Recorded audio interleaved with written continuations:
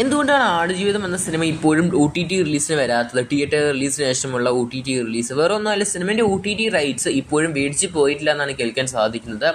ഡിസ്നിയൊക്കെ മേടിച്ചു എന്നാണ് കേൾക്കാൻ സാധിക്കും കഴിഞ്ഞ മാസങ്ങളിലേക്കായിട്ട്. പക്ഷെ ഇപ്പോഴാണ് സത്യാവസ്ഥ പുറത്തു വന്നിരിക്കുന്നത്. സിനിമേൻ്റെ ടീം കുറച്ചും കൂടി കൂടുതൽ എമൗണ്ട് ആണ് ചോദിക്കുന്നത് ഡിസ്നിക്കാരോട്.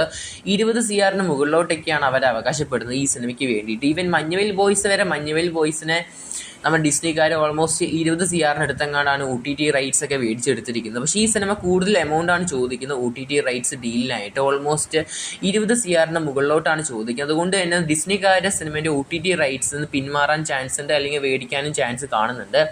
എന്തായാലും കാത്തിരിക്കുകയാണ് ചെയ്യുക. എന്തായാലും ഈ ഒരു മാസം അവസാനം സിനിമേൻ്റെ പുതിയ OTT റൈറ്റ്സ് മേടിച്ച പ്ലാറ്റ്ഫോം നമുക്ക് കൺഫർമേഷൻ വരും എന്തായാലും ആരാ മേടിച്ചതെന്ന്. ഇപ്പോൾ നമ്മുടെ മോളിവുഡിലെ പല സിനിമകളും നേരിടുന്ന പ്രശ്നം തന്നെയാണ്. ഇപ്പോൾ പല സിനിമകളും തിയേറ്റർ റിലീസിന് വന്നിട്ടില്ല, നല്ലൊരു റെസ്പോൺസ് നേടിയെടുത്തിട്ടാണ് OTT ബിസിനസ്സൊക്കെ നടക്കുന്നത്. എന്തായാലും കാത്തിരിക്കുകയാണ് ചെയ്യാം. നമുക്ക് കൂടുതൽ OTT അപ്ഡേറ്റ്